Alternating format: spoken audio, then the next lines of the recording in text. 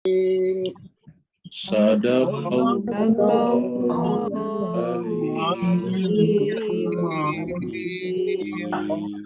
Allahumma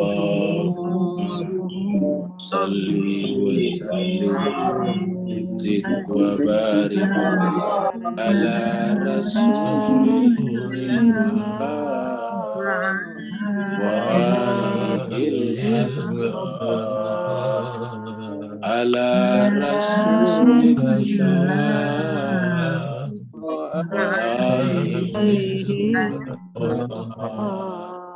Allahumma salli ala Muhammad. Allahumma salli ala Muhammad. Kita haturkan terima kasih banyak, syukran jazila kepada Ustaz Safi Salih dari Singapura. Semoga apa yang beliau bacakan kepada kita setiap huruf akan dibalas oleh Allah SWT dengan satu amal jariah baginya dan satu malaikat sebagai pengawalnya. Amin. Begitu juga kepada bapak-bapak, ibu-ibu semuanya yang ikut melantunkan, membacakan tadi ayat suci Al-Quran. Perlu kita sampaikan bahwa ayat-ayat yang kita baca tadi pernah dibaca oleh kaum muslimin, pernah dibaca oleh para nabi dan rasul, pernah dibaca oleh insan-insan suci, para imam yang suci, pernah dibaca oleh malaikat, pernah disampaikan oleh Allah Subhanahu wa taala. Oleh sebab itulah apa yang kita baca tadinya, kita berharap menjadi wasilah bagi kita agar kita didekatkan kepada orang-orang soleh tadi. Dan kita berharap apa yang kita baca tadi, apa yang Bapak Ibu baca tadi, itu juga menjadi asbab Allah SWT mencintai kita. Amin, amin. Kita lanjutkan surat Al-Qiyamah, surat yang ke-75. Surat Al-Qiyamah ataukah surat yang ke-75 ini namanya saja kiamat. Ilustrasi yang kita pakai juga adalah ilustrasi kiamat. Hari kiamat, Al-Qiyamah artinya hari kiamat. Suratnya turun di Mekah atau Makkiyah. Kalau turun di Mekah artinya sebelum Nabi hijrah ke Yastrib atau Madinah. Jumlah ayat adalah 40 ayat dan tadi kita sudah baca sampai ayat ke-20. Jadi insya Allah kita masih ada 20 ayat lagi. Pada pertemuan yang lalu kita sudah sampai di ayat yang ke-10 yang berbicara bahwa kita manusia juga nantinya pasti akan kembali kepadanya. Dan setelah kita mati, meninggal dunia, kembali ke tanah, siapapun kita, apapun kita, walaupun kita seorang raja, presiden, pemimpin dari segala pemimpin, kita mempunyai hukum yang sama, yaitu kita terdiri daripada tulang belulang, dibungkus dengan daging, darah, kulit. Ketika nanti kita kembali ke tanah, yang pertama hancur adalah kulit kita, daging kita, semuanya, lalu kemudian tersisalah tulang belulang kita seperti yang kita saksikan di atas. Jadi manusia kita terangkan adalah terdiri daripada tulang belulang sebagai kerangkanya. Di ayat yang lalu Allah SWT berfirman, A'udzubillahi minasyaitonirrajim, Bismillahirrahmanirrahim. Yaqulul insanu yawma idzin ainal mafar. Jadi pada saat nanti bangkit di akhirat, mereka-mereka yang tidak mempersiapkan diri dari dunia, pada saat itu mereka semuanya berkata, Ainal mafar, kita lari kemana sekarang? Kalau di dunia kan bisa kita pergi ke berbagai penjuru bumi. Tetapi kalau di akhirat, pada saat kita dibangkitkan di padang mahsyar, dan ternyata tidak ada yang bisa membantu kita lagi, maka pada saat itu manusia berkata, yaqulul insanu yauma idzin ainal mafar. Maka pada saat itu kita bangkit dari kuburan kita, serasa menjadi orang asing. Karena apa? Karena tidak ada lagi yang bisa memberikan bantuan kepada kita. Dalam kehidupan dunia ini, intinya kita semuanya adalah saling tolong-menolong. Baik tolong-menolong dalam pengertian orang per orang, ataupun antar bangsa negara. Setiap negara tidak ada yang bisa memenuhi seluruh kebutuhannya. Pasti butuh kepada negara lain. Sehingga terjadilah tolong-menolong antar negara, antar bangsa, antar wilayah. Tetapi di akhirat, tolong-menolong seperti ini sudah tidak ada lagi. Karena nanti di sana kita akan nafsi-nafsi.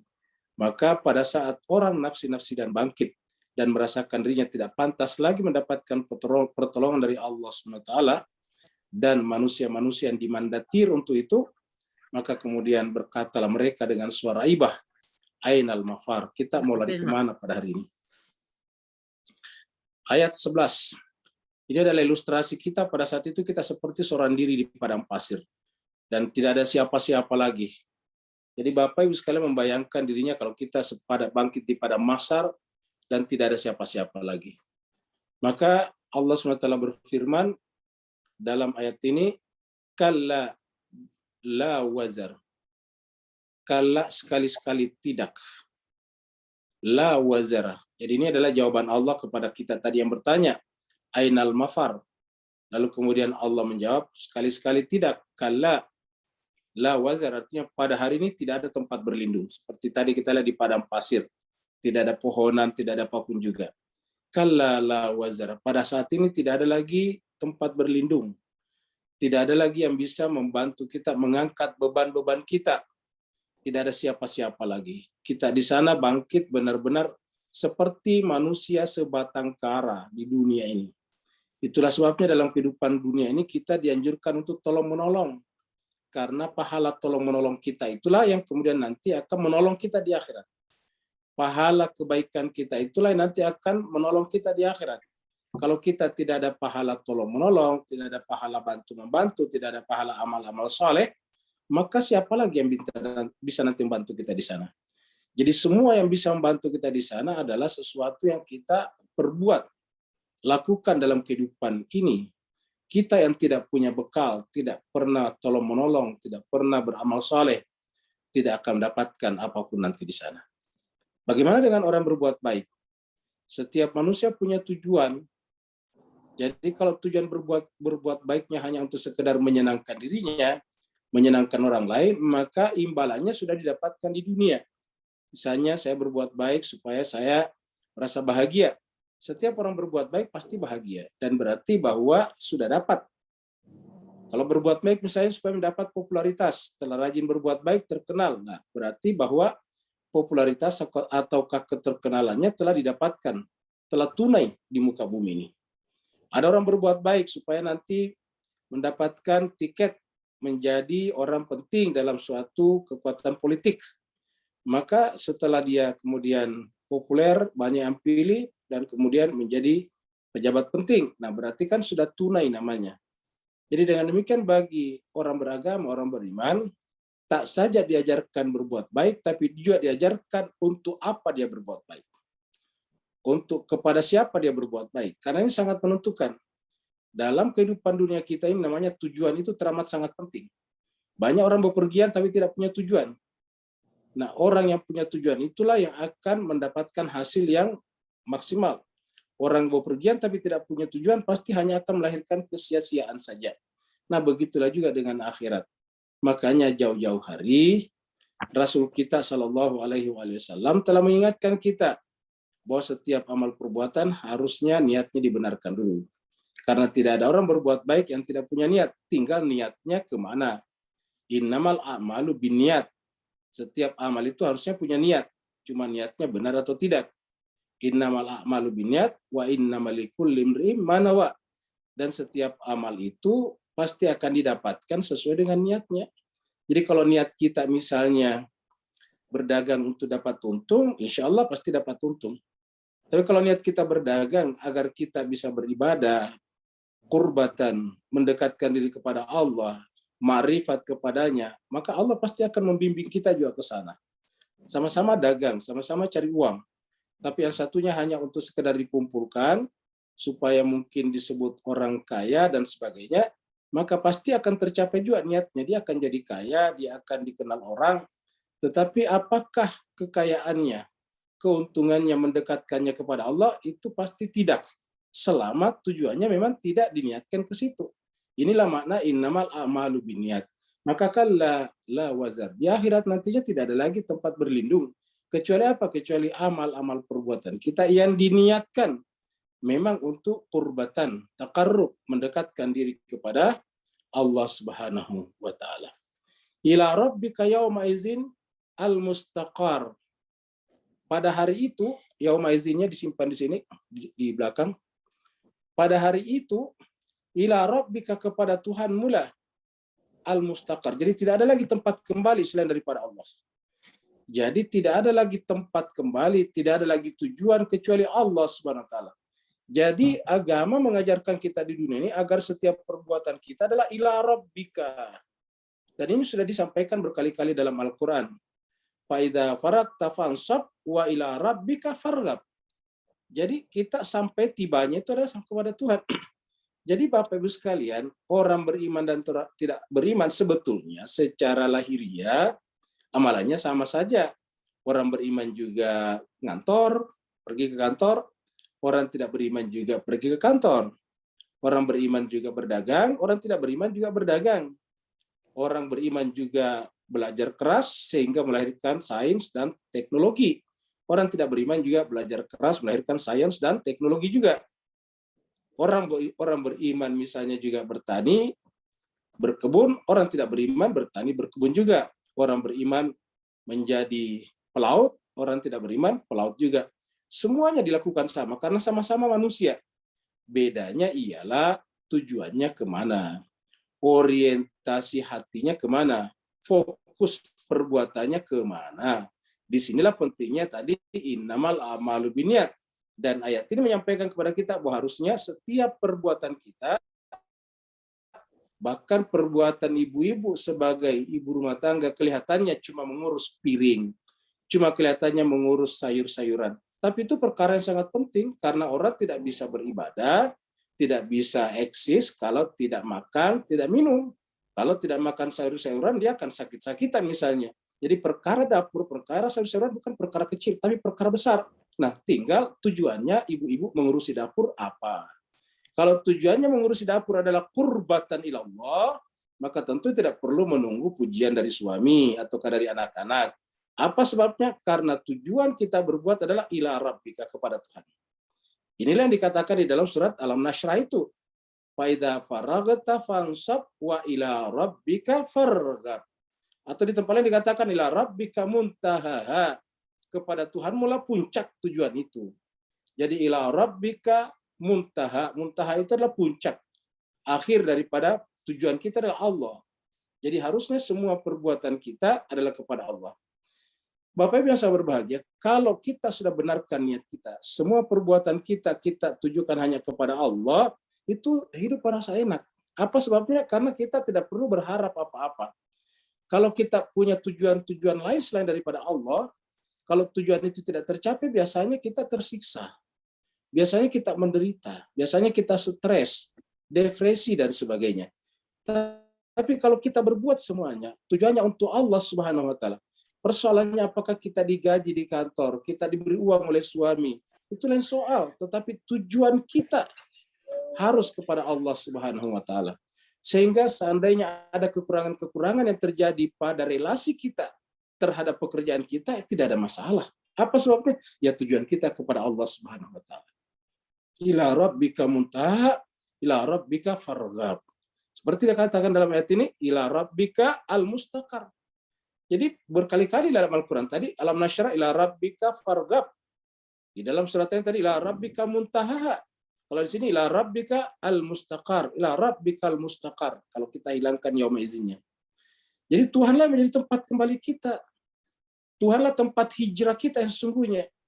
Jadi hijrahnya Nabi dan sahabat-sahabatnya kelihatannya, zohirnya dari Mekah ke Yastrib, ke Madinah. Itu zohirnya.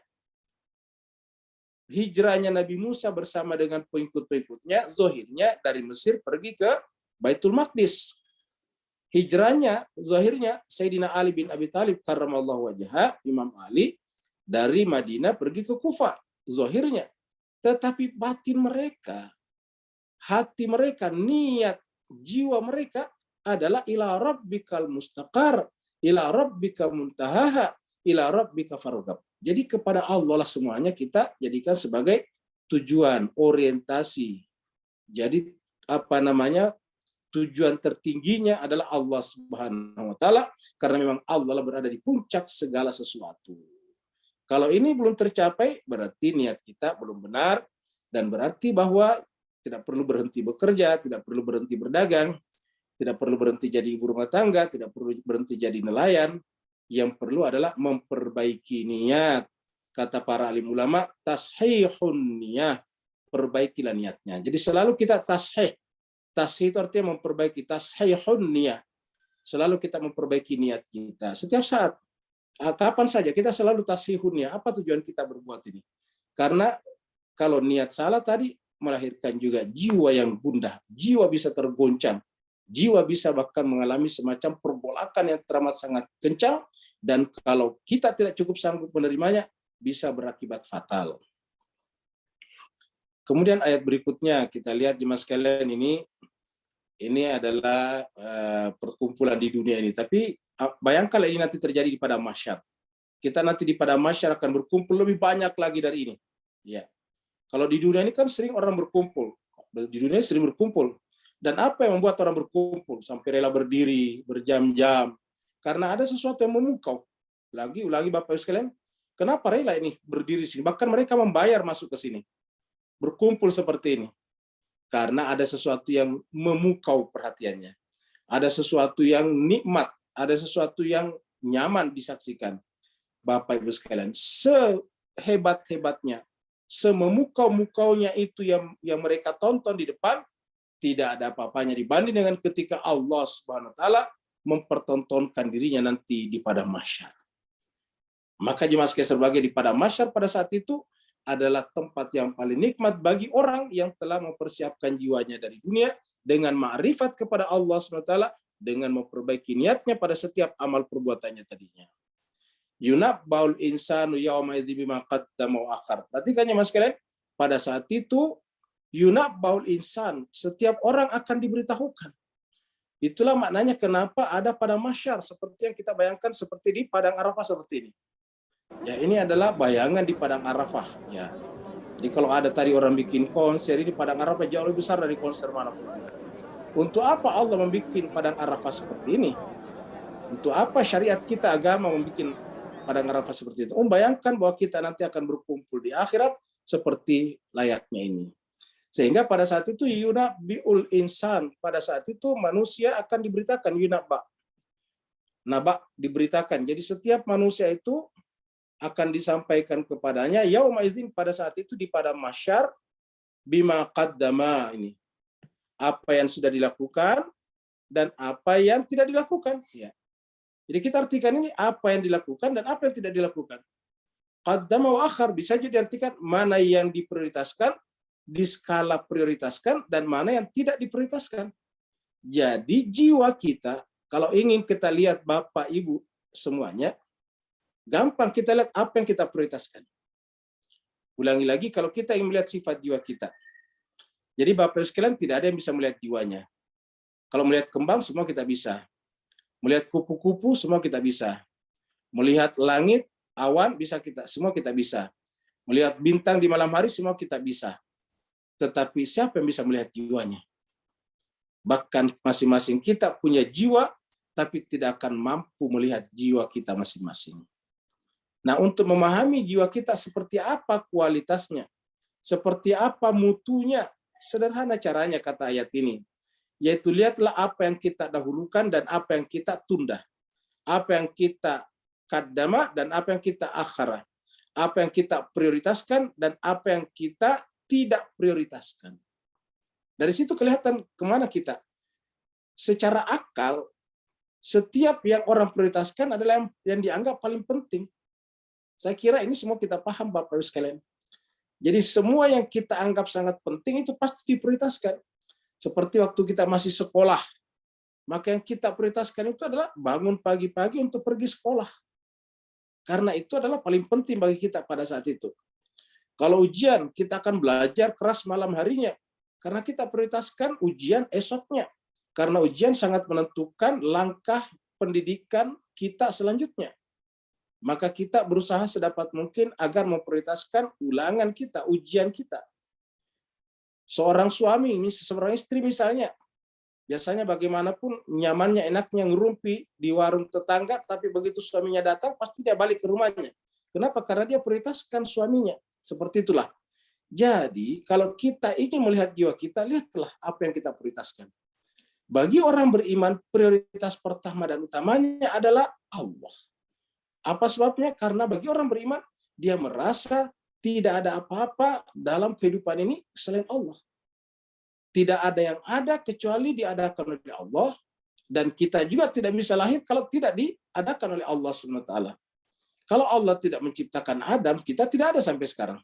Kalau Allah tidak menciptakan orang tua kita, kita tidak ada sekarang. Jadi oleh sebab itulah yang kita skala prioritaskan adalah yang menjadi penyebab pertama kita sekarang ada di sini. Penyebab pertama yang menyebabkan kita ada di sini adalah Allah Subhanahu wa taala. Oleh sebab itulah yang dijunjung tinggi orang beriman itu adalah Allah Subhanahu wa taala. Itulah sebabnya pada saat kita salat itu adalah tiangnya agama. Salat itu adalah mewakili seluruh fenomena kehidupan ini, yang spiritual ataupun yang material. Maka pada saat kita salat, yang pertama kita lakukan adalah berdiri. Berdiri artinya apa? Menunjukkan bahwa kita eksis, kita ada. Dan pada saat kita berdiri, kata-kata pertama yang kita ucapkan adalah Allahu Akbar.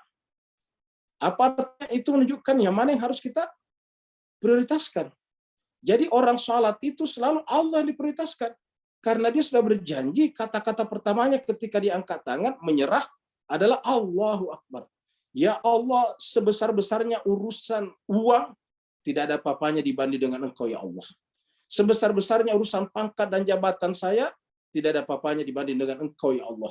Sebesar-besarnya urusan politik, tidak ada apa-apanya dibanding dengan Engkau, ya Allah. Allahu Akbar. Allah yang maha besar. Qaddama wa akhara. Jadi yang kita dahulukan adalah Allah. Yang belakangan baru turunan-turunannya. Kenapa? Karena tidak ada urusan uang kalau tidak ada kita. Kita ada karena diadakan Allah. Tidak ada urusan pangkat dan jabatan kalau tidak ada kita. Kita tidak ada kalau tidak diadakan oleh Allah Subhanahu wa taala. Tidak ada urusan berlian dan emas kalau kita tidak ada. Berarti kitanya lebih penting daripada emas dan berlian. Maka celakalah orang yang mencelakakan dirinya demi emas dan berliannya. Harusnya emas dan berlian mendukung eksistensi kita di hadapan Allah Subhanahu wa taala. Nanti pada saat itu kita akan menyaksikan semua amal perbuatan kita. Ini ada ilustrasi yang menarik. Kita seperti robot ini, patung ini. Lalu kemudian lihatlah catatan-catatan amal kita berjalan semuanya. Dan catatan-catatan itu sebetulnya kita tulis di dunia. Jadi Bapak sekarang perhatikan, ini sebetulnya ini ilustrasi yang bagus. Ini kita tulis. Jadi semua yang berjalan ini adalah catatan-catatan kita. Ya, A, B, C, D-nya, A to Z-nya semuanya ada di sini. Dan siapa menulisnya? Kita dulu di dunia. Nah sekarang karena kita menulisnya di dunia, nanti di akhirat kita akan menyaksikannya. Jadi di akhirat kita menyaksikan semua catatan-catatan kita, semua amal-amal perbuatan kita, plus dan minusnya semuanya ada di sini. Itulah sebabnya pada saat akhirat semuanya kita, jiwa kita menjadi bening. Jiwa kita menjadi clear kristal. Menyaksikan semua amal perbuatan kita. Kenapa? Karena tidak ada lagi hijab jiwa, tidak ada lagi hijab tubuh untuk menyaksikan semua perbuatan kita melalui jiwa kita. Balil insanu ala nafsihi basirah. Ingat, di akhirat nantinya bahkan al-insan, manusia itu, kata-kata al-insan artinya setiap orang, setiap insan, setiap individu ala nafsihi, terhadap jiwanya. Ala nafsihi basirah, dia melihat dengan terang ini. Basiratun, dia melihat dengan terang. Apa sebabnya? Karena nafsnya tidak lagi terhijabi oleh tubuhnya. Tubuh kita ini punya kekurangan banyak. Kekurangannya ada pada mata kita rabun. Kekurangannya ada pada kuping kita bisa tidak mendengar dengan presisi. Kekurangannya ada pada otak kita kurang nutrisi, maka kurang mampu mengingat dengan benar. Kekurangan kita adalah kemampuan memahami suatu perkataan. Pokoknya dengan tubuh kita punya banyak kekurangan, tetapi ketika nafs kita sudah terlepas daripada tubuh, maka nafs pada saat itu akan kembali menyaksikan terang benderang. Nafs terlepas dari tubuh seperti matahari yang lepas dari lindungan awan. Bayangkan kalau matahari tidak terlindungi lagi oleh awan di siang hari. Tidak ada mendung, tidak ada awan tebal. Maka matahari itu kelihatan terang benderang. Bahkan kita bisa melihat permukaan-permukaan matahari dari bumi ini. Nah, begitulah juga dengan jiwa kita. Apabila jiwa kita sudah terlepas dari tubuh kita ini adalah awannya. Tubuh kita ini adalah halimunnya. Tubuh kita ini adalah mendungnya. yang membuat kita tidak menyaksikan sesuatu dengan terang. Pada saat jiwa di sana terlepas dari tubuh, maka basiratun. Dia menyaksikan dengan terang benderang. Jadi yang namanya basira itu sebetulnya adalah alat paling canggih daripada nafs. Ini basira namanya. Itulah sebabnya sedapat mungkin kita berbuat untuk basira kita. Balil insanu ala nafsi basira. Pada saat itu semua perbuatan kita yang kita lakukan di dunia, baik ataupun buruk, plus ataupun negatif, semuanya kita saksikan. Tidak ada yang luput sama sekali. Karena di dalam nafs dan basira kita tidak ada yang terlupakan, tidak ada yang tertinggal, tidak ada yang luput. Semuanya komputer, tidak ada yang luput. Semua yang kita ketikkan di atas komputer, di screen, di layar, titik ataupun komanya, huruf-hurufnya, angka-angkanya, semuanya terekam dengan benar. Balil insanu ala nafsihi basirah. Bapak Ibu yang sangat berbahagia, sekarang kita ulangi lagi, ada ChatGPT, ada OpenAI, ada artificial intelligence yang bisa kita tanya apa saja dan menjawabnya luar biasa, presisinya. Dia tahu semua yang kita tanyakan. Pertanyaannya Pak Ustaz, kenapa dia tahu semua yang kita tanyakan? Padahal dia kan bukan orang, dia adalah robot, dia adalah algoritma sebetulnya. Jawabannya sederhana. Karena setiap yang telah dikatakan oleh manusia di seluruh dunia, itu kan sudah tertulis. Semuanya sekarang manusia di dunia menuliskan apa saja. Masalah kesehatan, masalah keluarga, masalah pertanian, semuanya ada. Itu bisa kita buka di Google misalnya. Itu semuanya ada datanya di sana. Semua orang sekarang mengungkapkan data-data pribadinya. Maksud pribadi di sini adalah di mana dia berada, berfoto di mana, berfotonya dengan apa, dan di mana, semuanya dijelaskan. Berfoto dengan makanan, berfoto dengan kembang-kembang, di-uploadnya di mana, entah itu di Instagram, di Twitter, di Facebook, dan sebagainya, semuanya ada. Dan semuanya itu oleh komputer raksasa itu kemudian dikumpulkan. Menjadilah namanya big data. Ulangi lagi, menjadilah namanya big data. Data besar.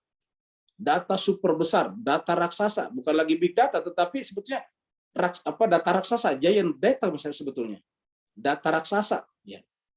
Semuanya terkumpul di sana. Jadi tidak ada yang luput. Jadi semua yang kita tulis di sini, entah nanti kita simpan di status pribadi kita, di WA group, di Telegram, di macam-macam.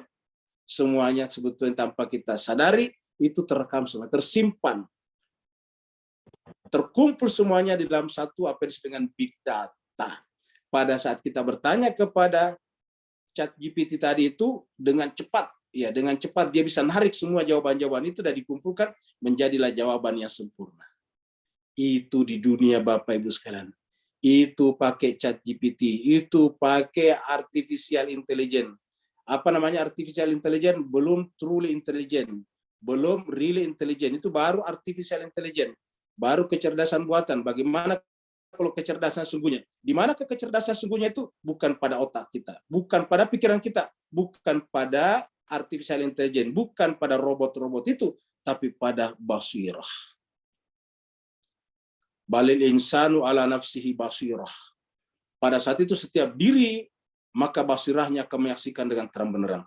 Basirah kita pada saat itu menjadi semacam server yang menampung big data tentang diri kita dan dunia tempat di mana kita hidup. Balil insanu ala nafsihi basirah. Walau alqa ma'adhira. Sehingga pada saat itu tidak bisa kita lari tadi. Ainal mafar tadi tidak berjalan. Mau lari kemana? Kita berargumentasi, kita beralasan apapun juga, fakta-fakta dan realitas perbuatan kita di dunia, semuanya tercatat aslinya. Tercatat dalam big data tadinya. Maka pada saat itu kita tidak bisa membuat alasan. Kita artikan di sini membuat alasan. Alasan yang dibuat-buat. Walau alqa ma'adhira. Seandainya pun kita membuat-buat. Kata alqa ma'adhira di sini artinya kita membuat-buat alasan. Tidak bisa. Kenapa? Karena semuanya tercatat dengan presisi. Sebetulnya ini tercatat dalam diri Allah, tetapi Allah ingin perlihatkan kepada kita melalui buku kita sendiri, melalui big data kita masing-masing. Bahwa inilah catatan kalian. Dan catatan kita semua itu terlihat dengan terang benderang, dengan jelas sekali melalui basira kita. Balil insanu ala nafsi basira, walau alqa ma'adhira, sehingga kita tidak bisa menyangkal apa yang dilihat oleh basira kita, walaupun kita membuat-buat alasan. Jadi kita tidak bisa menyangkal ini Pak Bos sekalian, walaupun kita membuat-buat alasan di sini. Apa sebabnya? Yang terekam dalam basirah kita adalah hakikat, big data kita. Jadi semua rekam jejak kita terlacak di sana. Kalau di dunia Bapak Ibu sekalian, dalam dunia media sosial masih ada cara-cara tertentu untuk menghapus namanya jejak digital. Orang bisa tiba-tiba menutup Facebooknya. Orang tiba-tiba bisa mengunci Instagramnya menjadi private. Orang tiba-tiba bisa menghapus postingannya di Twitternya misalnya. Sehingga kemudian orang tidak bisa melacaknya lagi, kecuali kalau terlebih dahulu di screenshot sebelum ditutup. Tetapi Bapak Ibu sekalian, di sisi Allah SWT tidak ada yang bisa kita kunci. Tidak ada yang bisa kita privatekan, tidak ada yang bisa kita privatisasi. Tidak ada yang bisa kita sembunyikan. Tidak ada yang bisa kita hapus. Semuanya kemudian muncul dalam big data kita. Balil insanu ala nafsihi basirah.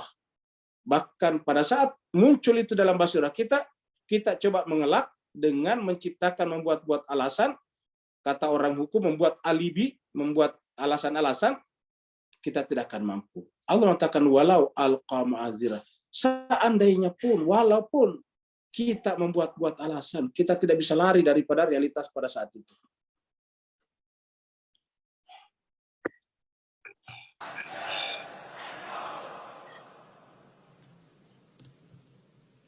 اللهم صل على محمد وآل محمد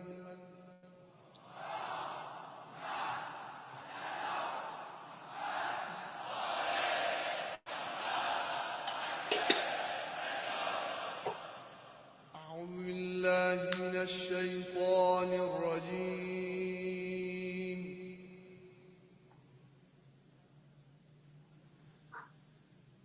بسم الله الرحمن الرحيم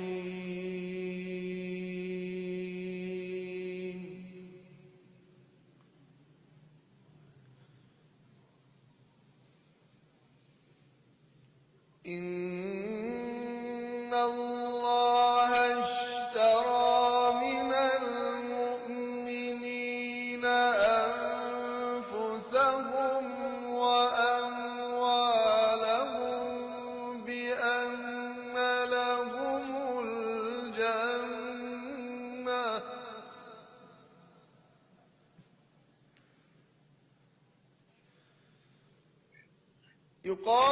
يقاتلون في سبيل الله فيقتلون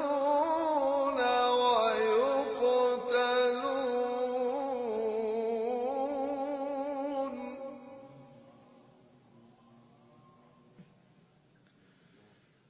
وعدا عليه حقا في التوراة والإنجيل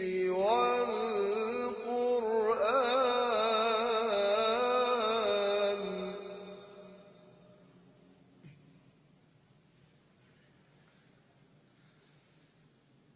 ومن أوفى بعهده من الله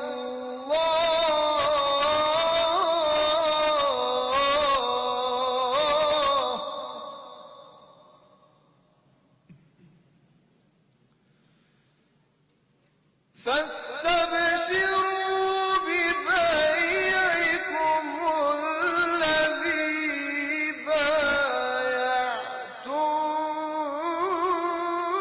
به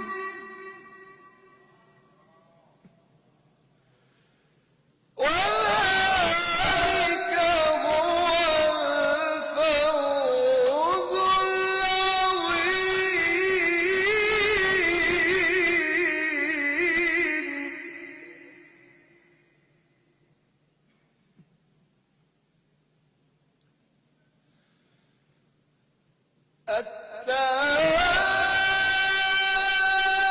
التائبون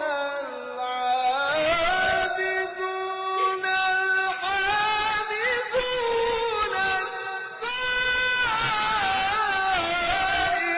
السائحون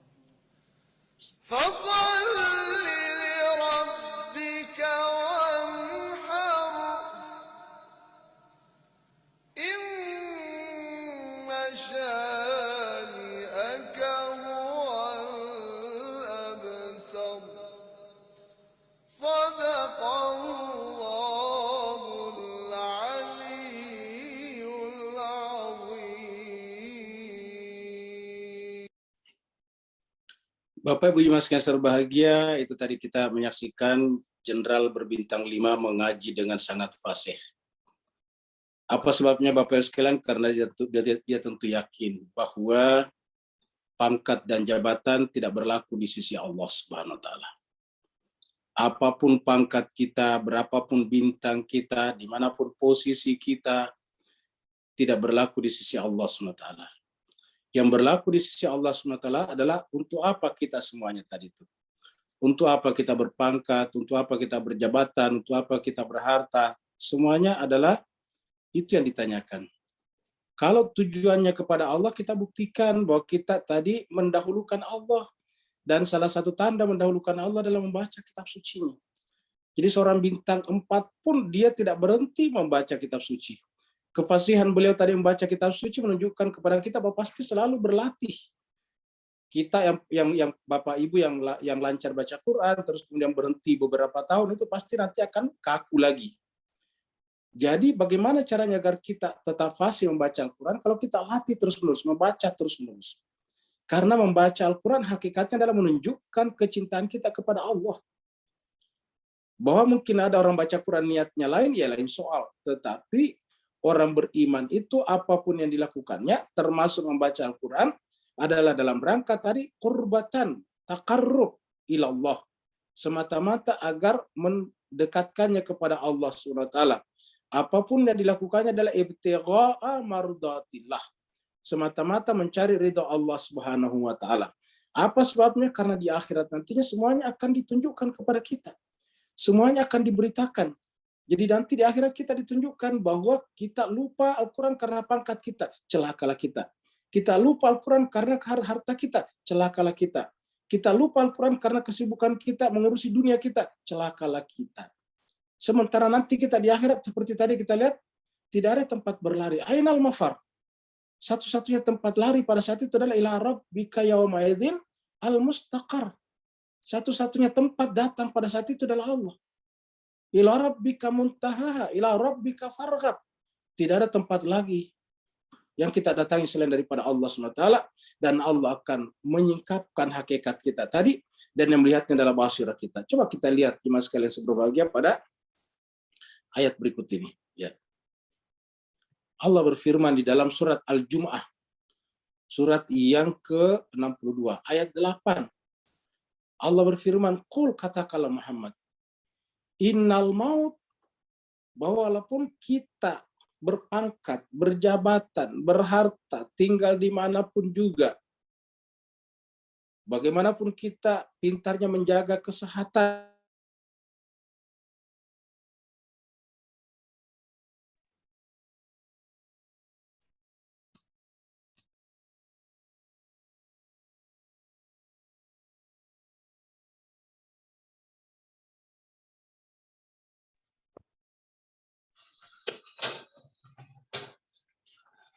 Suara hilang. Suaranya hilang. Nggak ada suaranya, Pak Ustadz. Nggak apa-apa. Ayu, suaranya hilang ya, Ayu. Iya betul, jaringannya mungkin jaringan di Ustadz kurang bagus. Ditunggu aja Ibu. Oke.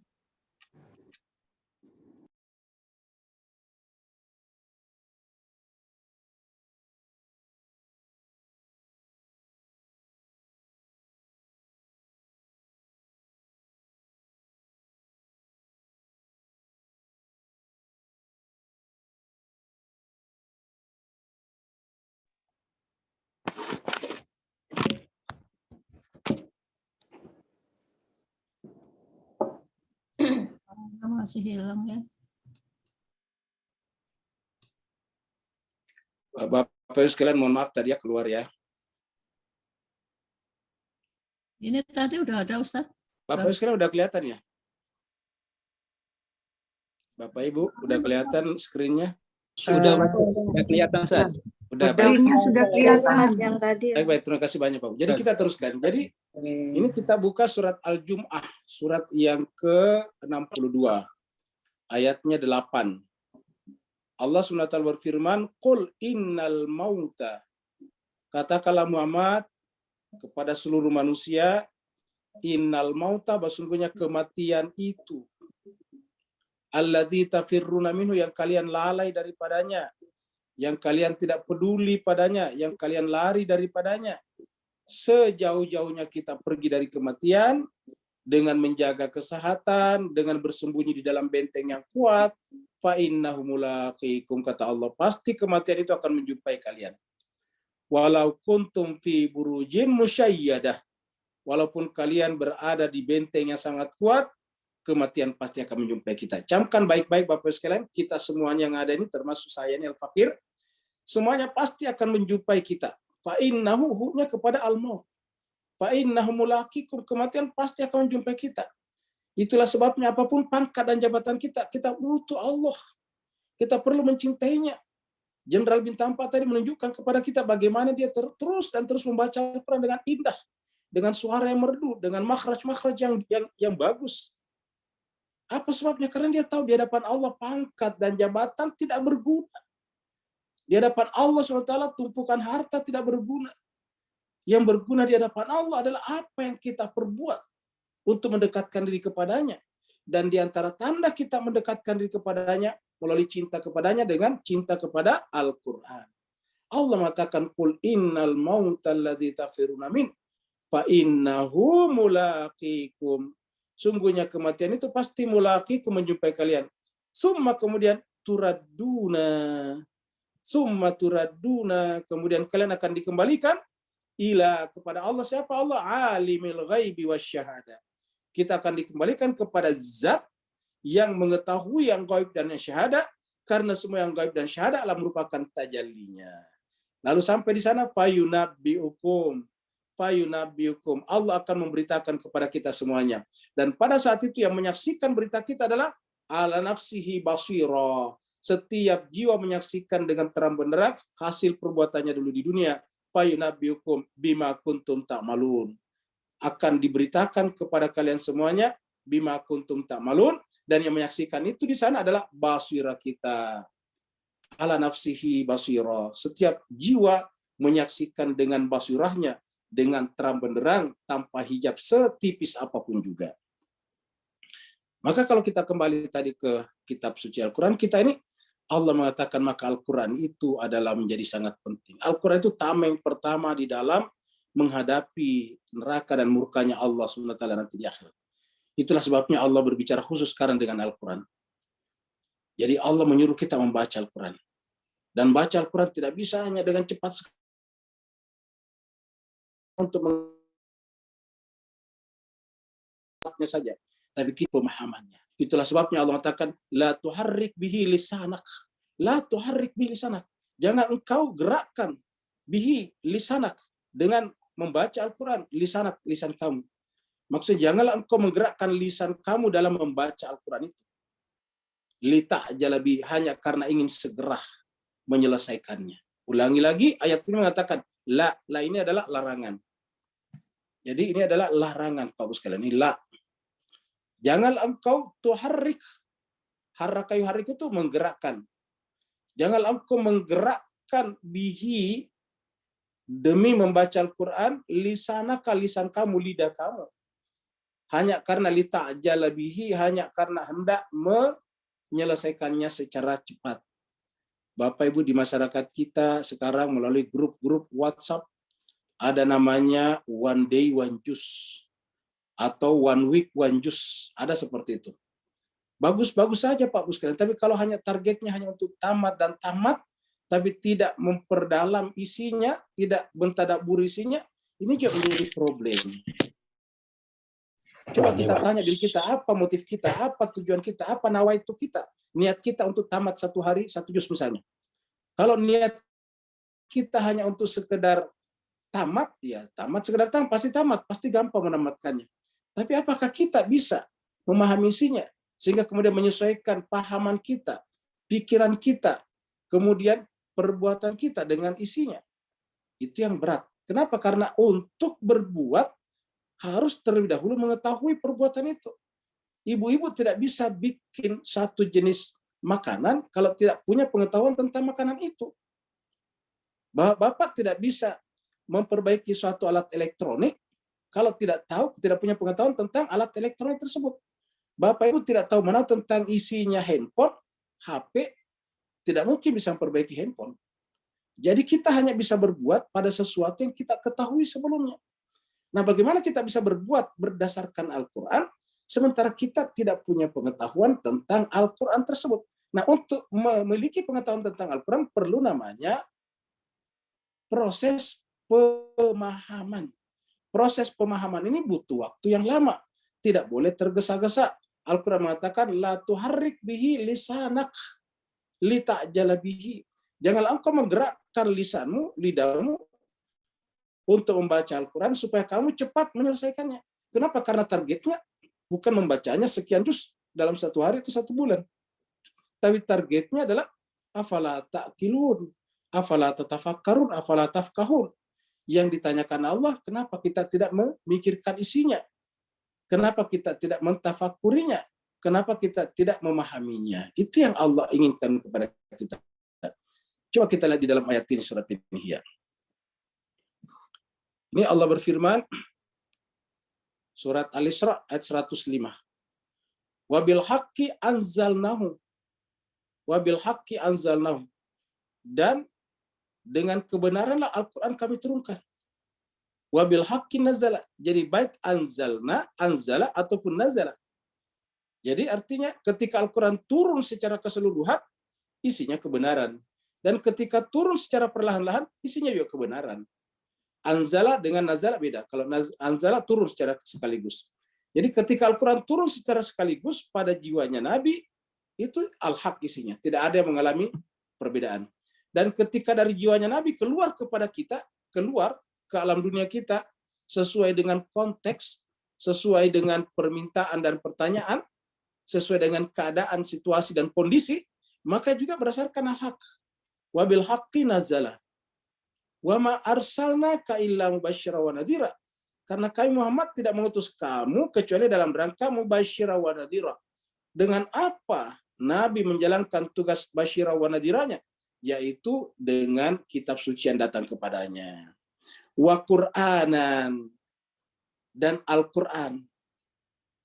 Faraknahu, kami sengaja memisah-misahkan. Dibuat sedikit-sedikit terpisah-pisah selama 23 tahun. Jadi Quran itu kata Tuhan, faraknahu, kami sengaja memisah-misahkannya, merinci-rincikannya, membeda-bedakannya, surat ini, surat itu. Temanya ini, temanya itu, tajuknya ini, tajuknya itu berbeda-beda. Untuk apa? Litakra'ahu, supaya engkau Muhammad membacakan alan nasi kepada manusia itu ala muksi, berdasarkan kebutuhan, berdasarkan konteks, berdasarkan situasi, berdasarkan kondisi, berdasarkan pertanyaan yang ada pada saat itu. Kita artikan dengan muksi, tema, beransur-ansur. Jadi litakrahu ala nasi ala muksi, supaya engkau membacakannya kepada manusia ala muksi, sedikit demi sedikit, setahap demi setahap, step by step. Wa nazzalnahu tanzila, sehingga kami menurunkannya sedikit-sedikit. Nazzalnahu tanzila. Jadi Al-Quran itu turun sedikit demi sedikit supaya apa? Supaya kita jangan cepat-cepat ingin memahaminya, ingin mengetahuinya. Begitu Pak Bu sekalian. Kita kembali ke ayat. Jadi la tuharrik bihi lisanaka lita'jala bihi. Kamu jangan menggerakkan lidahmu untuk cepat-cepat memahaminya. Jadi Bapak sekalian, ini ayatnya ada. Ini ada ayatnya. Saya bayangkan Pak Ustaz Serbagia, kalau kita masuk bergabung dengan One Day One Juz, tapi tidak coba mengikuti tadaburnya, atau tidak melakukan tadabur ayat demi ayat, kata demi kata. Sedangkan yang Allah inginkan adalah memahami Al-Quran. Ini adalah ilustrasi tentang otak.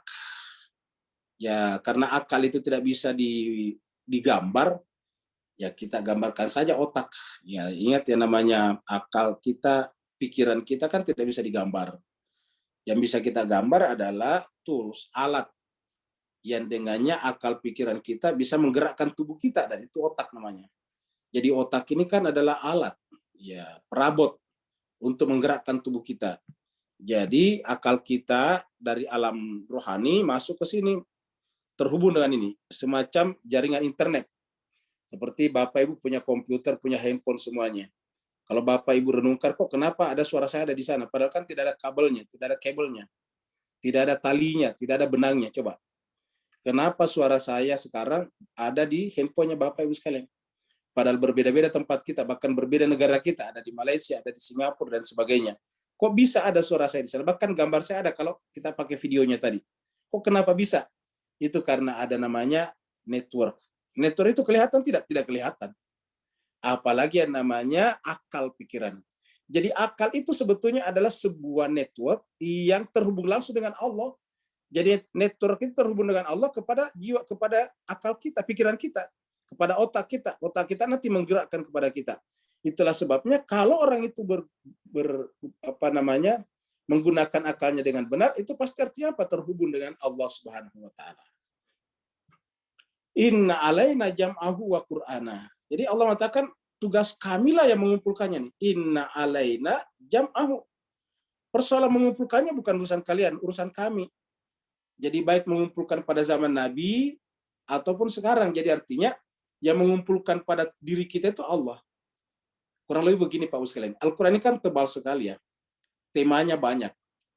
Bagaimana kita tahu semuanya, hubungan-hubungannya? Seperti kalau kita buka ayat ini, ayat sana.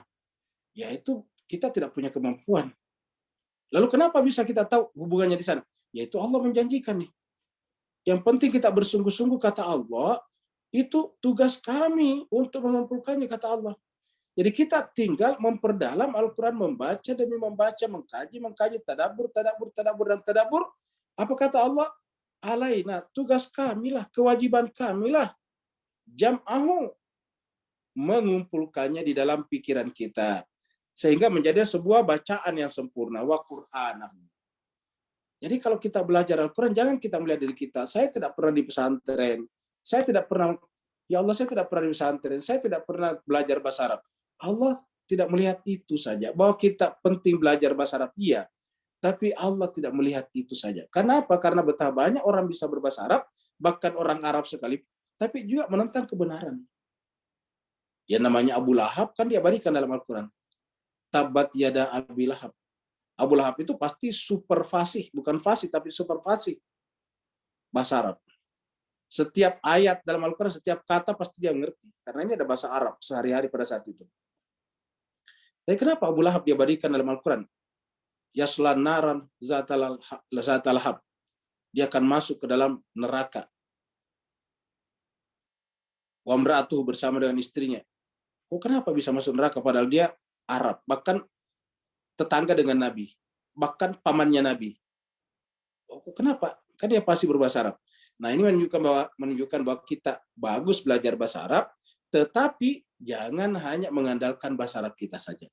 Apa yang kita andalkan? Jiwa kita, keikhlasan kita, ketulusan kita. Marilah kita belajar Al-Quran tidak punya niat-niat apa-apa. Marilah kita mempelajari Al-Quran bukan supaya disebut ini dan disebut itu. Marilah kita belajar Al-Quran bukan untuk mendapatkan popularitas, keterkenalan. Marilah kita belajar Al-Quran karena kita ingin menghadirkan Allah dengan benar, dengan jelas dalam jiwa kita. Karena Al-Quran adalah sebetulnya hakikatnya Allah itu sendiri. Karena kita tidak menjangkau Allah, ya dia berikan ucapan-ucapan, kata-kata yang bisa kita baca. Melalui itu harusnya kita merenungi tentang hakikat dia. Kalau Al-Quran kita baca dalam rangka qurbah, takarrub kepada Allah, nanti Allah yang mengumpulkan itu pada diri kita. Inna alaina jam'ahu wa qur'ana. Tugas kamilah yang mengumpulkannya. Dan sehingga kemudian bacaannya menjadi sempurna pada pikiran kalian. Pada otak kalian kalau kita tadi lihat. Sehingga kemudian kita bisa paham, oh ini hubungannya dengan ayat ini, hubungannya dengan ayat ini. Kenapa? Karena itu urusannya Allah. Ini alaina. Urusan kami, kata Allah. Kita hanya membacanya saja. Makanya kalau kita membacanya, marilah kita membaca dengan tartil, dengan perlahan-lahan, bukan dengan tergesa-gesa. Kita membacanya sedikit demi sedikit. Ya. Faiza qara'nahu, apabila kami membacakannya. Faiza qara'nahu, apabila kami membacakannya. Coba Bapak Ibu sekalian lihat ayat ini. Kenapa menggunakan kata kami di sini? Kami. Jadi Bapak Ibu sekalian, walaupun kelihatannya kita mendengarkan tadi Ustadz kita, Ustadz Safi Saleh membacakan kita Al-Quran, sebetulnya hakikatnya itu Allah membacakannya kepada kita. Makanya menggunakan kata kami di sini. Ini berarti bahwa yang membacakan Al-Quran kepada kita dianggap bagian dari Allah, karena kata kami. Jadi siapa saja yang membacakan kita Al-Quran di sini Pak Bu sekalian, baik Ustadz Syafi'i kita, Ustadz Syafi'i Saleh, Ustadz Wahyudin, Ustadz Tony, pada dasarnya itu adalah bagian tak terpisahkan daripada Allah yang bacakannya kepada kita. Ini kata-kata kami di sini muncul. Faidha qara'nahu. Ya pada zaman Nabi tentu Jibril. Kalau Nabi kan Jibril, karena yang membacakan kepada Nabi kan Jibril. Tapi yang membacakan kita tadi kan bukan Jibril, tetapi Ustadz Syafi'i Saleh. Di lain waktu Ustadz Wahyudin Wahid. Di lain waktu Ustadz Tony Sanwani dan sebagainya. Nah, siapapun membacakan itu kepada kita, pada dasarnya kata Allah kami. Coba lihat ini. Faidha qara'nahu, apabila kami membacakannya, fattabi Qur'an. Itulah sebabnya kita agak beda dengan yang lain Pak Bu sekalian. Kalau di tempat lain itu kan biasanya ustadznya saja baca Quran, seperti Ustadz Syafi'i Saleh baca Quran, kita cuma dengarkan saja, selesai. Kalau di sini kita ikutin coba. Jadi apa yang kita lakukan di sini seperti ayat ini. Faidha qara'nahu, apabila kami membacakannya, fattabi Qur'an, kita ikuti bacaannya tadi. Kan itu yang kita lakukan di sini Pak Bu sekalian. Jadi apa yang kita lakukan di sini itu bukan kreativitas kita, itu bukan mengada-ada, itu kita tidak mencari model baru, bukan. Ini kata Al-Qur'an ini Pak Bu sekalian. Al-Qur'an mengatakan faidha qara'nahu, kalau bahasa kitanya tadi, apabila Ustaz Syafi'i Saleh membacakannya kepada kita, sepotong demi sepotong, maka fattabi Qur'ana. Kita mengikuti bacaannya seperti itu. Supaya apa? Supaya Quran yang kita baca sama dengan yang dibacakan tadi Ustaz Syafi'i Saleh. Artinya sama makhrajnya, sama lafaz-lafaznya dan sebagainya. Jadi inilah jemaah sekalian berbahagia metode yang kita pakai. Jadi faidha qara'nahu fattabi Qur'ana. Apabila kami membacakannya, kita juga ini fattabi. Pada zaman Nabi tentu ini berlaku pada Nabi, supaya Nabi mengikuti bacaan yang dibacakan Jibril. Tapi sekarang kan bukan zamannya Nabi lagi, ini zaman kita sekarang. Jadi ayat ini berlaku untuk kita sekarang, karena Al-Quran memang tuh dari linnas. Ya, petunjuk untuk seluruh manusia. Maka artinya setelah tadi Ustadz kita membacakan kepada kita, ini perintahnya ikutilah. Tapi ikutilah masing-masing kita bacaannya. Bagi ibu-ibu, perempuan-perempuan kita, akhwat kita yang tidak mau kedengaran suaranya, tidak apa-apa. Tidak usah dinyalakan speakernya kan begitu. Kalau tidak mau suaranya kedengaran, ya udah matikan speakernya, tetapi ikuti bacaannya karena ayat ini mengatakan faidha qara'nahu fattabi Qur'ana. Maka apabila kami membacakannya, maka ikutilah Qur'anahu bacaannya tersebut. Ini jelas ayatnya Pak Ustaz. Jadi ayat 18 surat Al-Qiyamah ini yang kita pakai di sini. Walaupun cuma 10 ayat, dan memang tadi dikatakan tidak perlu banyak-banyak, karena sedikit-sedikit. Faidha qara'nahu fattabi Qur'ana. Kalau selama ini kan cuma ustadznya saja yang lancar baca Qur'annya. Kitanya cuma diam saja, pasif. Nah, kita berusaha mengikuti ayat ini, supaya semua kita ikut aktif membaca Al-Quran. Jadi lagi-lagi Bapak Ibu sekalian berbahagia, kalau ada orang yang tidak mau terdengar suaranya, baik ibu-ibu atau bapak-bapak, mungkin mengatakan, wah suara saya nggak enak Ustadz. Ya nggak apa-apa, tidak usah nyalakan speakernya. Tetapi tetap harus mengikuti ini. Jadi kalau selesai Ustadz kita membaca, sepotong tadi ayat atau satu ayat, ya kita ikuti. Sedapat mungkin kita mengikuti sama yang dibacakan tadi. Jadi faidha qara'nahu fattabi Qur'ana. Dan ini menunjukkan kepada kita bahwa harusnya Quran yang kita baca sama dengan Quran yang ada di sisi Allah. Jadi bukan hanya bacaannya, tetapi juga pemahamannya. Jadi Quran yang kita baca dikatakan sama dengan Quran yang ada di sisi Allah apabila bukan hanya bacaannya yang sama, tetapi juga pemahamannya.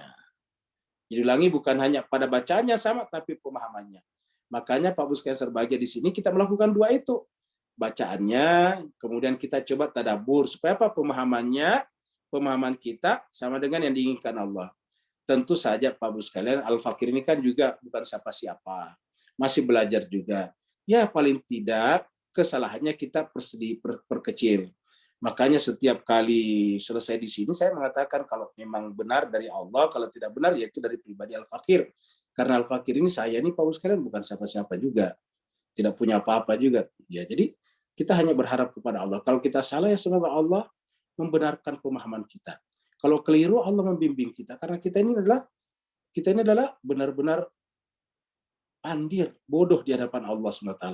Kita ini seperti jawaban malaikat, subhanaka la ilma lana illa ma 'allamtana.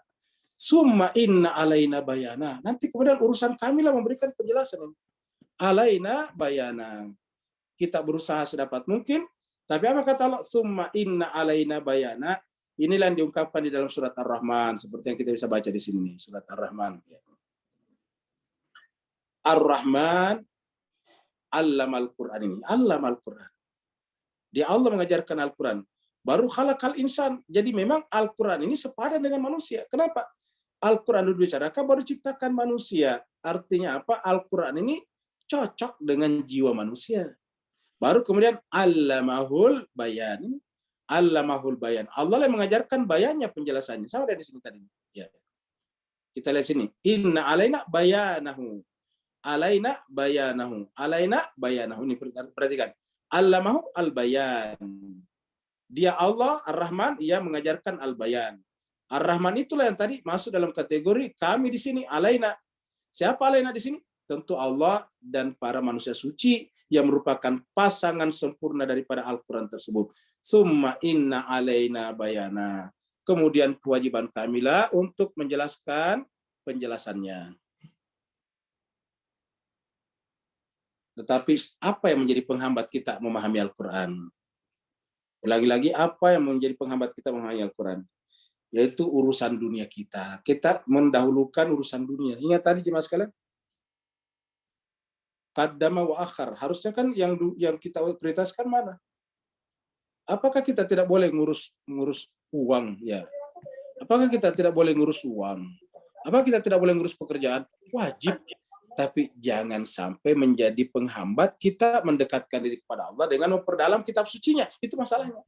Jadi ini harus kita lakukan. Tetapi Al-Quran kita dahulukan. Kita tadabur, kita membaca Al-Quran. Baru kemudian kita juga berdagang. Kita juga pakai laptop kita. Kita juga mengurus uang kita. Tidak ada masalah. Bahkan ini wajib kita lakukan demi kepentingan kehidupan sehari-hari kita. Iya. Allah mengatakan, kalla, sekali-sekali tidak, kata Allah. Jadi kenapa tiba-tiba kalla di sini? Artinya bahwa sekali-sekali tidak. Ia menghambat, ia menghalangi kalian memperdalam Al-Quran. Padahal Al-Quran itu adalah Allah itu sendiri sebetulnya. Adalah tuhibbunal ajilah. Kalian lebih mencintai. Tuhibbuna mencintai sesuatu yang sifatnya cetek, pendek. Ajilah itu artinya urusan dunia ini saja. Tidak ingin urusan setelah kehidupan dunia. Tidak ingin urusan yang lebih melampaui kehidupan dunia. Harusnya kita ingin lebih dari itu. Kita ingin naik ke alam malakut, meninggalkan alam materi. Naik ke alam malakut, naik ke alam jabarut, naik ke alam lahut, sampai kepada sisi Allah Subhanahu wa taala. Kita seperti itu. Nah, apabila kita hanya mencintai ajilah, ajilah itu adalah kehidupan yang terus berubah, kehidupan dunia, kehidupan material, ya kita tidak akan pernah bisa memahami Al-Quran dengan benar. Kita akan terhijab oleh ini. Kalla bal tuhibbunal ajilah. Saya seribu sayang kalian lebih mencintai kehidupan dunia. Dan ini juga disampaikan di dalam surat Al-A'la. Ya. Kita lihat surat Al-A'la di sini. Ya. Qad aflaha man tazakka. Beruntunglah orang-orang yang mensucikan jiwanya. Caranya bagaimana? Wa dzakara asma rabbih fasalla. Yaitu dengan selalu menyebut nama Tuhannya lalu salat. Siapa nama Tuhannya? Yaitu melalui kitab suci Al-Quran. Insan suci dzakara asma rabbih. Selalu menyebut nama Tuhannya, fasalat, baru salat. Tetapi apa kata Allah? Bal tu'sirunal hayatad dunya. Sayangnya kata Allah, bal tu'sirunal hayatad dunya. Kalian lebih memilih, lebih mengejar al-hayatad dunya. Bal tu'sirunal hayatad dunya wal akhiratu khairu wa abqa. Padahal akhirat itu lebih baik dan lebih kekal. Ingat, wal akhiratu khairu wa abqa. Akhirat itulah kebaikan asli dan kekekalan yang asli. Wal akhiratu khairu wa abqa. Akhirat itu kekal, akhirat itu selamanya, sedangkan dunia ini adalah tidak selamanya. Wal akhiratu khairu wa abqa. Akhirat itu adalah lebih baik dan lebih kekal. Jadi Bapak Ibu Jemaat sekalian berbahagia, inilah yang Allah SWT inginkan dari kita. Jangan sampai kita masuk di sini. Jangan sampai kita tiba-tiba kalla. Kita tidak ingin masuk dalam kategori ini. Kalla bal tuhibbunal ajilah. Maka Bapak Ibu Jemaat sekalian berbahagia, marilah kita coba membuktikan bahwa diri kita mencintai Allah SWT melalui mencintai kitab suci Al-Quran, dengan kita ciptakan bikin majelis seperti ini Pak Bu sekalian, 3 kali seminggu, 3 kali sepekan, yaitu Senin, Rabu, dan Jumat. Ya mudah-mudahan ini bisa menjadi amalan kecil kita di hadapan Allah SWT yang bisa Allah jadikan sebagai perhitungan agar nanti menerima kita di akhirat ketika tidak ada lagi tempat kembali kecuali kepada Dia. Jangan sampai kita nanti di akhirat berkata, ainal mafar, ya Allah, saya harus lari kemana? Sementara Allah sudah mengatakan, ila rabbikal mustaqar, ila rabbika yauma idzin al mustaqar. Hanya kepada Tuhanlah pada saat itu kamu berlari. Dan marilah kita mulai di dunia ini berlari kepada Allah dengan mendatangi kitab sucinya. Jadi kita melepaskan kesibukan-kesibukan kita. Cuma minimal 3 kali sepekan saja. Senin, Rabu, dan Jumat. Kita melepaskan berbagai macam kesibukan-kesibukan kita. Baru kita coba buktikan, ya Allah, saya lari kepada kamu. Karena saya tidak ingin nanti di akhirat, larinya saya kepada kamu tertolak. Jangan sampai kita masuk kategori kalla bal tuhibbunal ajilah. Mudah-mudahan ada manfaatnya Bapak sekalian. Kalau ada benarnya dari Allah, kalau ada kekurangannya, kehilafannya, ada kata-kata yang kurang berkenan, ada suara yang tinggi atau intonasi yang kurang tepat, mohon dimaafkan. Yang benar itu hanya dari Allah Subhanahu wa taala. Wa'alafu minkum. Yang mau bertanya dipersilakan. Assalamualaikum. Waalaikumsalam warahmatullahi wabarakatuh. Yang pertama tadi terdengar ya, silakan. Pak Nur nanti nomor 2, silakan. Baik. Ya Ustaz, ini terkait tadi memahami Quran. Mungkin penjelasan pertanyaan terkait ada nggak di ayat Quran bahasanya mengatakan yang memotivasi bahwasan memahami itu lebih baik daripada membaca. Karena gini, kenapa orang banyak menginginkan anaknya lebih hafal Quran, hafiz Quran dan sebagainya, itu kan salah satunya yang anak tahu memberikan syafaat Ustaz. Jadi katanya kalau anaknya hafiz Quran, maka dosa orang tuanya akan diampuni dan sebagainya gitu, akan bersedekah. Jadi mereka percaya syafaat, tapi terbatas pada Quran memberikan syafaat gitu Ustaz. Mungkin bisa dielaborasi nanti penjelasan Ustaz. Kurang lebih segitu, makanya kenapa one day one juice dan sebagainya itu mereka meyakini tentang syafaat Quran apabila dibaca secara khatam gitu. Makasih Ustaz.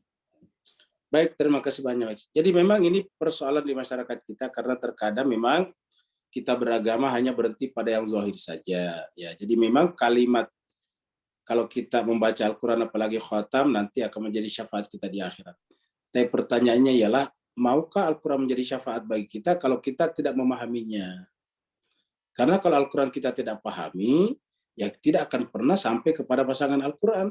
Sementara Al-Quran kita baca ini sebetulnya zohirnya saja sih sebetulnya. Yang kita hafal itu tulisan-tulisannya zohirnya. Batinnya itu akan sampai kita kepada pasangan Al-Quran. Ya. Jadi pasangan Al-Quran itulah sebetulnya hakikat Al-Quran. Yang kita baca ini kan tulisan-tulisan huruf-huruf, tulisan Arab. Ya. Itu zohirnya namanya. Kapan kita masuk ke dalam batinnya Al-Quran? Kalau kita pahami. Nah pertanyaannya, bisakah zohirnya memberikan syafaat kepada kita kalau kita tidak menemukan batinnya Al-Quran? Dan kalau kita menemukan batinnya Al-Quran, puncaknya adalah pada manusia yang menjadi pasangan sempurna Al-Quran tersebut. Karena Al-Quran ini kan bukan tulisan, tapi sebetulnya orang. Ya Al-Quran tidak sampai, sama kalau kita baca buku. Buku itu sebenarnya bukan buku, tapi orang sebetulnya. Jadi ketika kita membaca buku karya seseorang, sebetulnya kita baca orang itu. Ya, jadi apabila kita membaca buku seseorang, maka kita kemudian menemukan orang itu secara sempurna pada bukunya. Nah, ketika kita hanya membaca asal membaca saja, ya kita tidak menemukan orang itu sebetulnya. Ulangi lagi, tidak ada buku yang lahir dengan sendirinya, pasti ada orangnya. Tidak ada karya, tidak baik karya apapun juga, karya kedokteran, karya antropologi, buku apa saja, tidak ada buku yang lahir dengan sendirinya. Selalu buku itu ditulis oleh penulis bukunya. Nah, Al-Quran juga seperti itu. Nah, dengan demikian, harusnya Al-Quran ini mengantarkan kita untuk berkenalan dengan penulis dalam tanda petik. Ingat, penulis dalam tanda petik Al-Quran. Siapakah penulis Al-Quran itu? Tidak Allah langsung, tapi melalui Jibril, melalui Nabi Muhammad kita, melalui insan-insan suci itu. Maka kalau kita membaca Al-Quran dan mengantarkan kita ke sana, ya barulah dapat syafaat. Berikutnya kepada Pak Nur Fadal. Waalaikumsalam warahmatullahi wabarakatuh.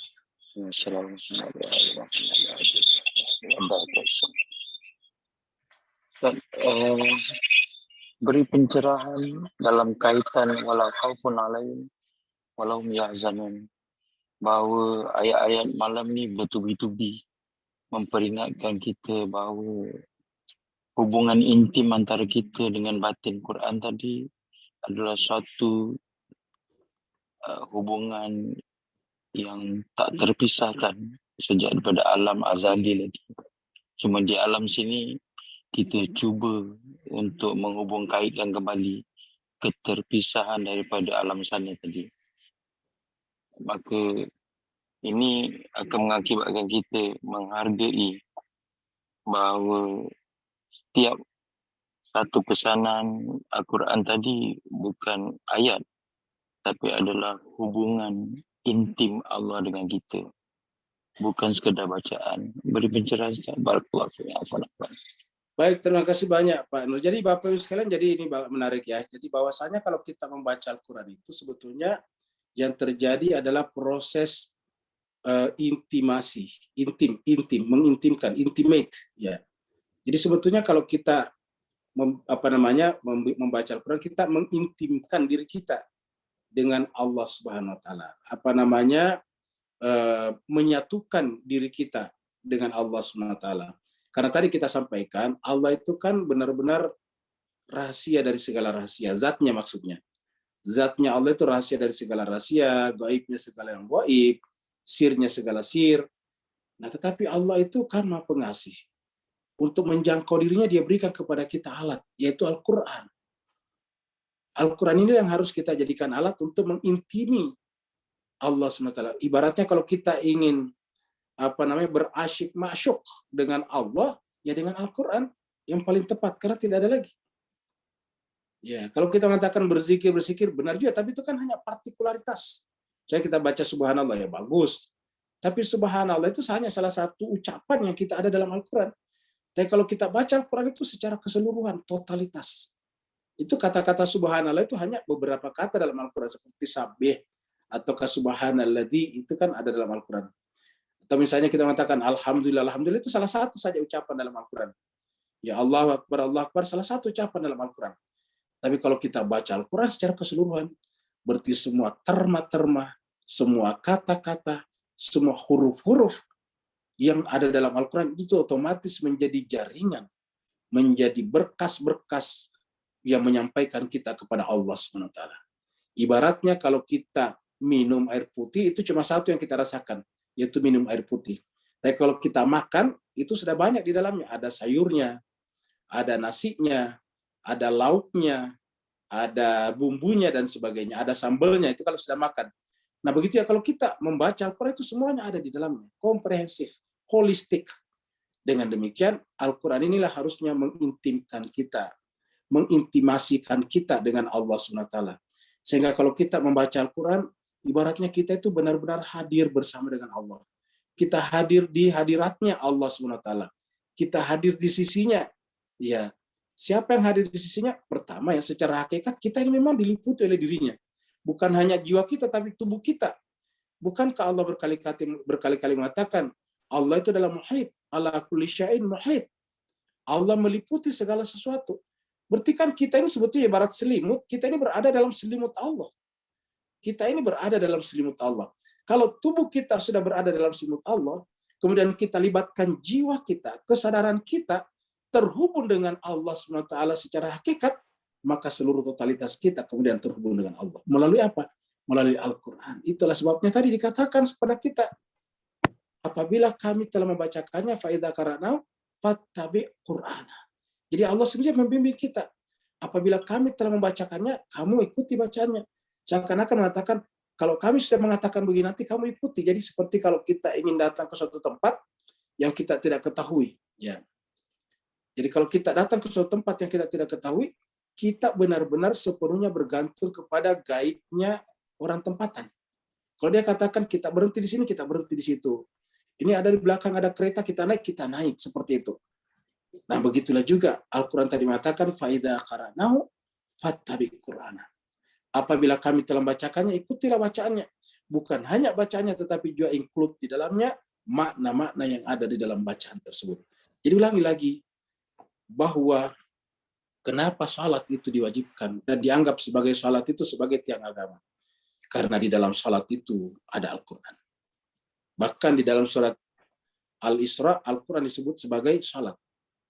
Aqimis salata liduluki syamsi ila ghasaqil laili wa qur'anal fajri. Wa qur'anal fajri inna qur'anal fajri kana masyhuda. Jadi Al-Quran di situ disebut dengan salat. Kata-kata Quran al-fajri maksudnya salat al-fajri. Wa salat al-fajri inna salat al-fajri kana masyhuda. Tetapi Allah tidak menyebutnya dengan salat.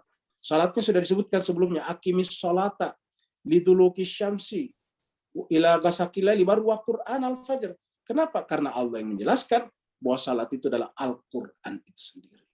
Maka pada saat kita salat, sempurnalah. Karena dalam salat kita datang secara langsung kepada Allah, lalu kemudian kita baca Al-Quran pada saat itu. Al-Quran tadi adalah untuk mengintimkan kita dengan Allah Subhanahu wa taala. Inilah makna wasta'inu bis sabri was shalah wa innaha lakabiratun illa 'alal khashiin. Berikutnya lagi, kalau masih ada pertanyaan. Kalau tidak ada Bapak sekalian, kita mungkin ada di chatting. Ya, ini ada di chatting ya.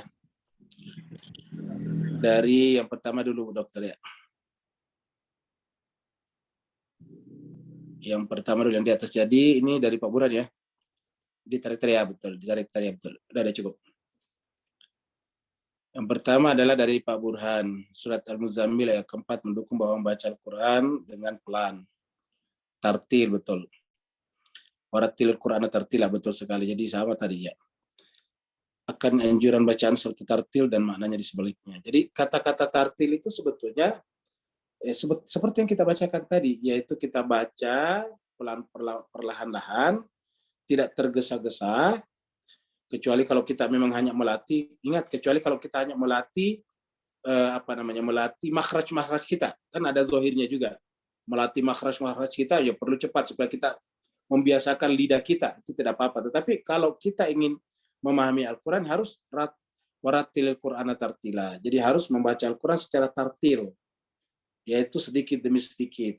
Jadi pada saat kita salat misalnya, kalau bisa kita ikuti pembacaan kita dengan makna-makna. Misalnya kita baca Bismillahirrahmanirrahim. Kita tahu mana Bismillahirrahmanirrahim itu.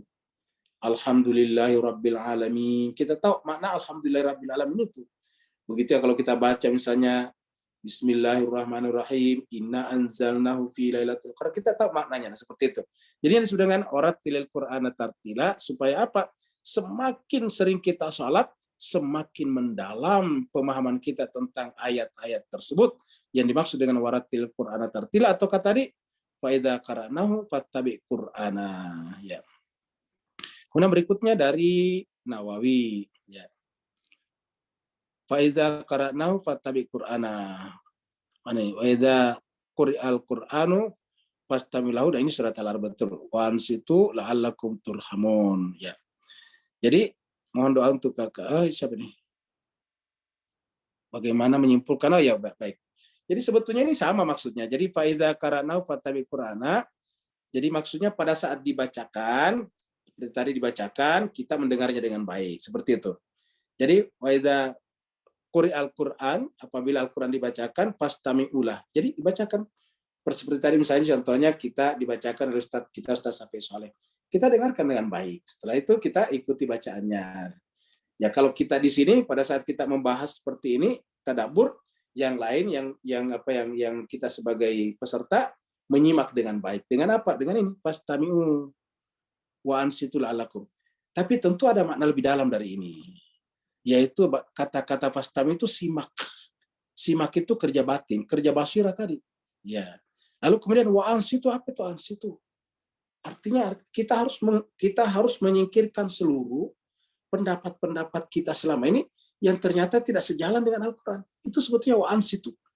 Ya, bukan hanya sekedar diam. Tapi diam itu artinya apa? No comment. Artinya kita menyingkirkan semua pendapat-pendapat kita yang selama ini kita miliki, entah itu atas nama agama atau entah atas nama apa, termasuk atas nama filsafat. Kalau ternyata bertentangan dengan Al-Quran itu kita harus singkirkan, kita diam. Ini sama dengan kata-kata, yaitu sama dengan kata-kata inna sama wal absara setiap pendengaran dan penglihatan itu nanti akan diminta pertanggungjawaban nanti di akhirat. Wala takfu ya. Jadi ayatnya wala takfu ma laisa laka bihi ilm. Jangan kau mengikuti sesuatu yang tidak sejalan dengan ilmu. Nah, apakah ilmu yang paling sempurna itu kalau bukan Al-Qur'an? Jadi oleh sebab itulah maknanya sebetulnya sama. Faida qara'nahu fattabi Qur'ana, yaitu pada saat dibacakan dulu kita diam mendengarkannya, lalu kemudian diteruskan lagi seperti itu. Jadi faida qara'nahu fattabi Qur'ana. Baru kemudian wa ansitu la'allakum turhamun. Kita harus ikut pada apa yang disampaikan Al-Quran. Karena dalam membaca Al-Quran, dalam menyimak Al-Quran, dan mentadabburi Al-Quran, tantangan terbesar kita, hambatan terbesar kita adalah diri kita sendiri. Yaitu apa? Subjektivitas kita, pendapat subjektif kita. Kita sudah terbiasa dengan pemahaman seperti ini. Tiba-tiba datang Al-Quran mengatakan begini. Biasanya kita cenderung lebih memilih pendapat subjektif kita. Bahkan Al-Quran kita paksa sesuai dengan pendapat kita. Nah, ini bukan ansitu namanya. Jadi ansi itu artinya apa? Kita paksa pendapat kita yang tidak sejalan Al-Quran harus kembali kepada Al-Quran. Itu baru kemudian Al-Quran menjadi hudal linnas, hudal lil muttaqin. Baiklah Mas sekalian, kalau tidak ada lagi kita akan mendoa. Oh silakan Ustaz. Syukur Ustaz. Mungkin yang paling terakhir saya Ustaz. Ya silakan. Ada 2 hal Ustaz, saya langsung aja. Saya tertarik tadi ungkapan Ustaz itu bahwa sesungguhnya mushaf ini adalah yang zahir gitu ya Ustaz. Dia yang, ya, betul. Dan itu bukan ini yang akan jadi pemberi syafaat yang akan menolong kita di akhirat kelak. Nah, dan bagaimana dengan kalau misalnya kita berwasilah Ustaz dengan huruf-huruf Al-Qur'an, bacaan-bacaan Al-Qur'an. Bukankah itu kita apa istilahnya dengan yang zahir tadi itu maksudnya? Mungkin itu saya dikoreksi Ustaz. Kemudian yang kedua,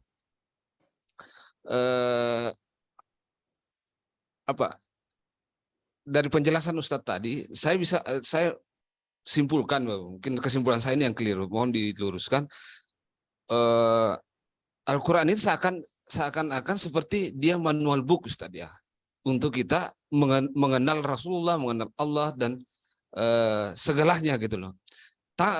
Karena Al-Quran inilah yang paling benar gitu loh. Dan Al-Quran inilah yang jadi petunjuk yang nampak yang jadi alat kita untuk sampai ke mengenal sesuatu yang sangat hakiki. Mohon penjelasannya. Assalamualaikum warahmatullahi wabarakatuh. Waalaikumsalam warahmatullahi wabarakatuh. Yang pertama dulu kita sampaikan tadi adalah benar bahwasanya kita boleh berwasilah. Tapi apa tujuannya kita berwasilah dengan Al-Quran? Ya, itu adalah pengantar, introduksi untuk sampai ke dalam. Ya. Jadi makanya misalnya kita anjurkan orang untuk misalnya baca Ayatul Kursi. Sebetulnya itu harapannya supaya dia terus-menerus memahami, menyimak makna daripada Ayatul Kursi.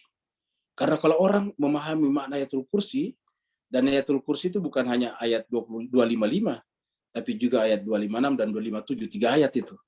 Coba kita pahami Ayatul Kursi dari 255, 256 sampai 227. Itu luar biasa sebetulnya itu. Itu dengan 3 ayat itu saja kalau kita berwasilah kepadanya, baru kemudian kita mendalami terus-menerus, menyimak terus-menerus, karena rajin membacakan berarti rajin juga memaknainya. Wah, itu luar biasa. Ya, luar biasa sekali. Apa sebabnya? Karena menunjukkan tidak ada siapa-siapa kecuali Allah.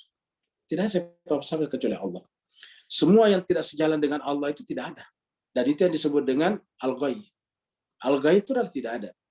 Yang ada itu sebetulnya adalah al-rushd. Ya. Yang ada adalah al-rushd. Nah, al-ghaib itu adalah sebetulnya adalah sikap jiwa kita untuk menolak kebenaran. Itulah al-ghaib. Maka dikatakan siapa yang mengingkari tauhidnya baru kemudian beriman kepada Allah. Barulah dia benar imannya. La ikraha fiddin qad tabayyana ar-rusydu minal ghayy faman yakfur bit-taghuti wa yu'min billah. Jadi siapa yang menolak yang tidak ada baru sampai kepada hakikat yang ada. Wa yu'min billah. Baru disebutkan faqad istamsaka bil urwatil wuthqa. Barulah dia berpegang kepada hakikat yang tidak mungkin terputus. Kenapa? Karena memang hanya yang ada. Begitulah juga seterusnya. Nah, kemudian yang kedua tadi adalah berkenaan dengan masalah pemaknaan. Apa tadi yang kedua Pak Ustaz? Diulangi sedikit lagi. Intinya manual book Ustaz. Oh ya betul ya, udah ingat ya. Jadi Al-Quran ini adalah manual book, textbook. Ya. Jadi Al-Quran ini manual book sebetulnya. Makanya saya secara pribadi Pak Bu sekalian ya, dulu waktu belum memperdalam Al-Quran itu percaya sekali bahwa induk segala ilmu itu filsafat. Itu kan dari para filosof Yunani menyampaikan begitu, bahwa induk dari segala pengetahuan adalah filsafat. Tapi setelah membaca filsafat, membaca buku-buku yang lain, dan memperdalam Al-Quran, ternyata yang benar adalah induk dari segala pengetahuan adalah Al-Quran. Jadi sekarang bukan filsafat yang menjadi induk dari segala pengetahuan, tapi Al-Quran. Nah, lalu kemudian orang bertanya, kenapa umat Islam tertinggal? Ya karena umat Islam sendiri tidak kembali kepada Al-Qurannya dengan benar. Kalau kita mengatakan mari kita kembali kepada Al-Quran, itu hanya secara verbal. Tapi faktanya kita lagi di mana-mana, di pengajian-pengajian, di masjid-masjid, pernahkah Al-Quran dibaca secara runtut? Dari ayat ke ayat, secara beruntut terus-menerus. Lalu kemudian dipahami secara mendalam berdasarkan ayat itu. Nah, yang menjadi masalah lagi biasanya kita tidak akan sampai kepada kebenaran Al-Quran kalau kemudian untuk memahami Al-Quran kita pakai hadis.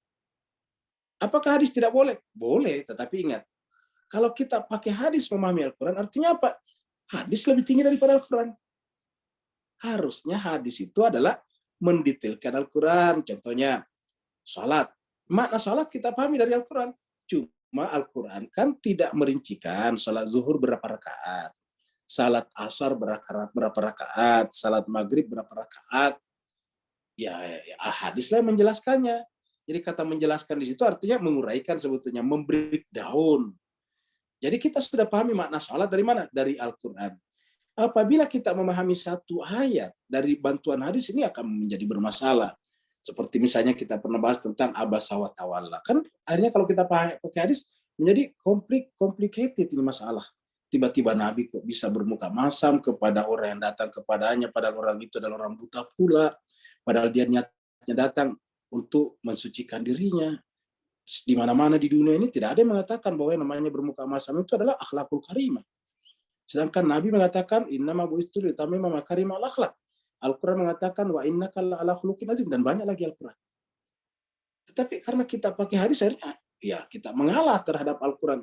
Kita terima hadis ini. Nah, ini pertanyaannya persoalannya menjadi masalah. Oleh sebab itulah ingat, harusnya hadis bukan menjelaskan Al-Quran, bukan membantu kita memahami Al-Quran, tetapi membantu kita membreakdown. Apa itu namanya? Seperti tadi, salat, ya kita tidak tahu salat zuhur berapa rakaat kalau tidak dibantu dengan hadis. Tapi makna salat itu, dan itu yang paling penting, sudah kita temukan di dalam Al-Quran. Puasa juga begitu, dan sebagainya, dan sebagainya. Maka yang lain-lain itu adalah merupakan breakdown. Karena Al-Quran ini kalau terlalu terlalu rinci, kan tidak bisa dibawa kemana-mana, terlalu tebal. Ya, akhirnya kemudian yang bisa dilakukan di luar. Contohnya makanya salat misalnya. Salat itu sebetulnya Nabi tidak mengatakan saya menjelaskan salat sebetulnya. Dia mengatakan salatlah seperti kalian lihat aku salat. Itu dari apanya? Dari gerakan-gerakannya, dari jumlah rakaatnya. Nabi mengatakan sallu kama ra'aitumuni usalli. Salatlah kalian sebagaimana kalian melihat aku salat. Nah, jadi Bapak Ibu Jemaah sekalian berbahagia, jadi Al-Quran adalah manual book. Al-Quran adalah textbook yang harusnya bisa menjelaskan segala sesuatu. Jadi kalau kemudian kita ada masalah, itu hanya karena kita selama ini belum menjadikan Al-Quran sebagai manual book dalam pengertian yang sesungguhnya. Terima kasih banyak atas masukan Ustaz Wahidin dan yang lain-lain. Semoga kita semuanya senantiasa berada dalam lindungan Allah SWT. Dan kita akhiri dengan baca Fatihah untuk kakak iparnya Opi, ya, yang sekarang dalam keadaan kritis. Namanya Bapak Hidayat Arif bin Abdul Rahim. Semoga, dan siapa nih? Oh, almarhum Kasyana bin Ipit yang wafat kemarin karena serangan jantung. Ya, kita doakan Bapak Hidayat Arif bin Abdul Rahim semoga melewati masa-masa kritisnya dengan baik. Allah berikan yang terbaik baginya. Dan almarhum Kasyana bin Ipit yang meninggal kemarin diterima di sisi Allah SWT. Diampuni segala dosa dan salahnya, dilapangkan kuburannya, ditinggikan derajatnya, dan digabungkan dengan orang-orang saleh dan para nabi dan rasul di sisi Allah SWT, dan amal-amal yang ditinggalkan menjadi amal jariah bagi almarhum.